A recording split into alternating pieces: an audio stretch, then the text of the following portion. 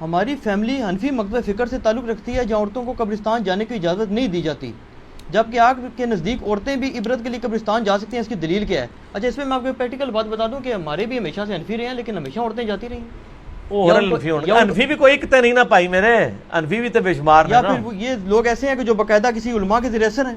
ہاں جی، آپ کی فیملی انفی بریلوی تھی، انفی دیوبندی تھی؟ مطلب ہے تو بریلوی ٹائپ ہے۔ ہاں تو بریلوی تو حمزہ بریلوی صاحب تو مزارات پہ جانے کے مخالف ہیں، انہوں نے کتاب لکھی ہے باقاعدہ مزارات کی پہ، اور میں اکثر اہل حدیثوں کو چھیڑتا ہوں کہ آپ کی اور بریلویوں کی ایک بات کامن ہے کہ عورتیں نہیں قبروں پہ جا سکتی۔ یہ میرا موقف نہیں، نبی علیہ السلام کا موقف ہے۔ اچھا، صحیح مسلم میں حدیث ہے، آپ صلی اللہ علیہ وآلہ وسلم نے فرمایا، اس میں میرا ایک ریسرچ پیپر بھی ہے، رسول اللہ صلی اللہ علیہ وآلہ وسلم کی آخری وصیت ہے، ریسرچ پیپر نمبر 1۔ اس میں نے قبروں پہ حاضری کے حوالے سے ہر چیز ایڈریس کر دی ہے۔ اسی میں آپ کو حدیث بھی مل جائے گی صحیح مسلم کی، انٹرنیشنل نمبر کے مطابق 2259 ہے۔ آپ صلی اللہ علیہ وآلہ وسلم نے فرمایا، میں تمہیں قبروں کی زیارت سے منع کرتا تھا، لیکن اب میں تمہیں حکم دیتا ہوں کہ قبروں پہ جاؤ تاکہ آخرت کی یاد آئے۔ ٹھیک ہوگا جی؟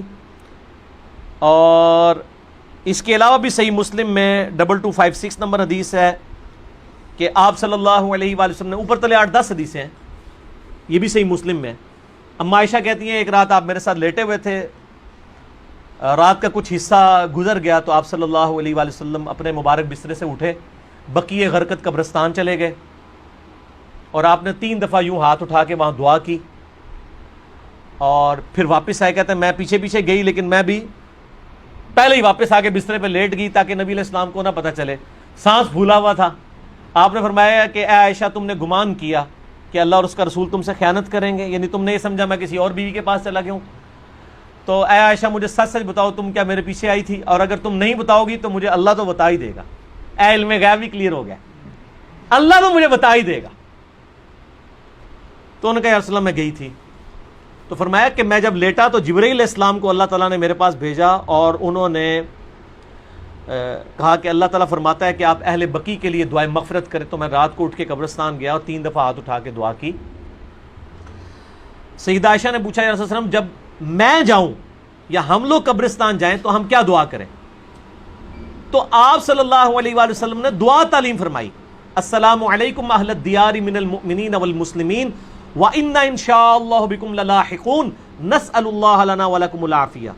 تم پر سلامتی ہو اے مومنین اور مسلمین، مرد و عورت اس قبرستان میں جو دفن ہو، ہم ہمارے اپنے لیے اور تمہارے لیے اللہ سے عافیت کا سوال کرتے ہیں، اور ہم بھی مر کے تمہارے پاس ہی آنے والے ہیں۔ یہ دعا صحیح مسلم کے اندر موجود ہے۔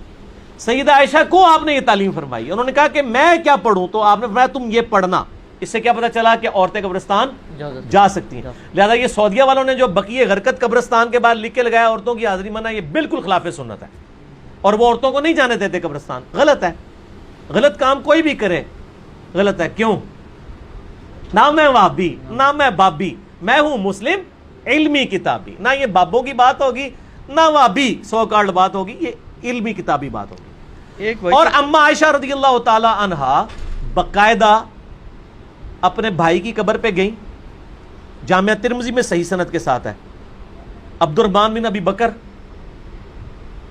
ان کی قبر پہ گئیں، وہاں پہ جا کے اشعار بھی پڑھے، اور امام ترمذی ایک حدیث لے کے آئے کہ نبی علیہ السلام نے لعنت فرمائی ہے ان عورتوں پر جو زوار القبور کرتی ہیں، کثرت سے قبرستان جاتی ہیں۔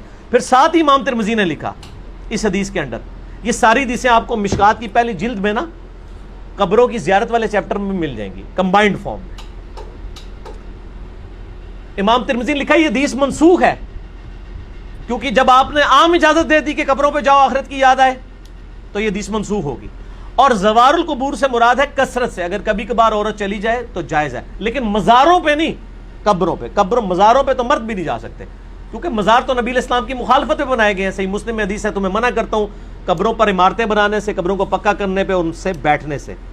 یہ صحیح مسلم کے اندر حدیث موجود ہے انٹرنیشنل نمبر کے مطابق 2245۔ باقی آپ میرا قبریں، مزارات، گنبد خضرا یہ لکھیں یوٹیوب پہ، میرے کلپ کئی ایک کلپ کھل جائیں گے، ماشاءاللہ لاکھوں لوگوں نے وہ کلپ دیکھے ہیں، گنبد خضرا والا کلپ، یہ ساری چیزیں۔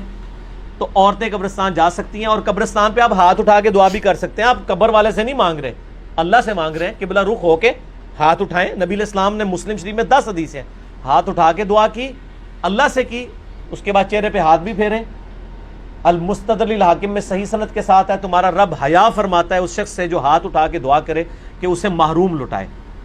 یہ ابو داؤد میں بھی ہے, وہ روایت کمزور ہے. مستدرک کی روایت صحیح ہے کہ اور نماز کے بعد بھی آپ اپنی انڈیویجول دعا ہاتھ اٹھا کے کریں, یہ افضل ہے. اس کے بعد چہرے پہ ہاتھ پھیرنا بھی نہ صرف سنت ہے بلکہ اجماع امت ہے. یہ تو سعودیہ کے چند مولویوں نے یہ کام شروع کیے ہیں اور وہ کہتے ہیں کہ جناب چہرے پہ ہاتھ پھیرنا ثابت نہیں ہے. ابو داؤد میں ضعیف روایت ہے کہ نبی الاسلام پھیرتے تھے, لیکن امام بخاری کی کتاب ہے الادب المفرد, اس میں انٹرنیشنل نمبر کے مطابق 609 نمبر اثر ہے کہ عبداللہ ابن زبیر اور عبداللہ بن عمر رضی اللہ تعالی عنہما یہ دونوں دعا کے بعد اپنے چہرے پر ہاتھ پھیرا کرتے تھے. اور عملی تواتر ہے, پوری امت پھیرتی ہے. یہ تو حدیث سے بڑی دلیل ہے. جب ساری امت یہ کام کر رہی ہوگی تو حدیث سے تو دلیل کی ضرورت ہی نہیں ہے, کوئی اختلاف نہیں ہے. یہ سعودی والوں نے خام خواہ ایک اختلاف کھڑا کر دیا ہے. لیکن پاکستان میں جو اہل حدیث ہیں انہوں نے جو نماز نبوی چھاپی ہے دارالاسلام والوں نے, انہوں نے یہی روایت لکھی 609 الادب المفرد کی اور کہا ہے کہ بالکل یہ صحیح ہے, سنت ہے, چہرے پہ ہاتھ پھیر سکتے ہیں. بلکہ میں آپ کو شغل کی بات بتاؤں, سعودیہ سے کوئی چند سال پہلے کی بات ہے, ایک بھائی نے مجھے کہا ہمارے ایک شیخ ہیں یہاں پہ سعودیہ میں, مدینہ یونیورسٹی, ام القریٰ یونیورسٹی, مکہ میں بھی ہمارے اسٹوڈنٹس ویڈیوز کے اعتبار سے جو ہیں وہ سنتے ہیں. تو انہوں نے کہا کہ مجھے وہ حدیث بھیجے, میں نے عربی ورڈنگ اس کی بھیجی. شیخ زبیر صاحب نے مشکات کی دوسری جلد میں دعا والے چیپٹر کے جو حدیث ہے نا ابو داؤد والی کہ نبی الاسلام چہرے پہ ہاتھ پھیرتے تھے, اس کے نیچے لکھا ضعیف ہے, لیکن ساتھ ہی فٹ نوٹ پہ لکھا صحیح سند ہے عبداللہ بن عمر اور عبداللہ بن زبیر سے کہ وہ چہرے پہ ہاتھ پھیرتے تھے, اور وہ روایت بالکل صحیح ہے اور بخاری کی صحت کے اوپر صحیح ہے. تو جب ان کو حدیث بتائی انہوں نے کہا نہیں یہ تو ضعیف ہے, اس میں فلاں راوی ضعیف ہے. میں نے مکتبۃ الشاملہ میں اس راوی سے صحیح بخاری میں 12 روایتیں نکالی اسی سند کے اوپر, اور اس کو کہا کہ یہ اس کو پرنٹ نکال کے دے مولوی کو. اس کو کہا بخاری کی بھی 12 حدیثیں ضعیف ثابت کر, اسی سند پہ الادب المفرد پہ ہے چہرے پہ ہاتھ پھیرنے والی. تو مولوی تو پتہ ہے تو ضدی ہوتا ہے, منیا نہیں لیکن ٹھپیا گیا لال رومال والا, خاموش ہو گیا. کہنا کون اتھو کٹ کے بھیجتا ہے؟ ایک بندہ ہے تھے اللہ نے چھڑیا ہے جو نہ وہابی ہے نہ بابی ہے, نہ میں وہابی نہ میں بابی, میں ہوں مسلم علمی کتابی. علمی کتابی. اگلا سوال تو اس میں کور ہو گیا جی, کور ہو گیا. چلیں یہ کرامت ہو گئی جی. علی بھائی آپ الحمدللہ آپ ہمیشہ آیات اور حدیث کے ریفرنسز دیتے ہیں, مگر کبھی کبھی ان کے انٹرنیشنل نمبر نہیں بتاتے. برائے مہربانی آپ لوڈنگ سے پہلے ویڈیو میں ہی ایڈ کر دیا کریں تو آسانی ہوگی, یا کوئی بک بتا دیا کریں. بک تو میں ہمیشہ بتاتا ہوں کہ یہ آج تک میں نے کبھی حدیث کی کتاب کے نام کے بغیر نہیں بتائی. ایک بک ہے تو یہ مشکات شریف, اب 3 جلدوں میں ڈاؤن لوڈ کر لیں ahlsunnatpak.com سے.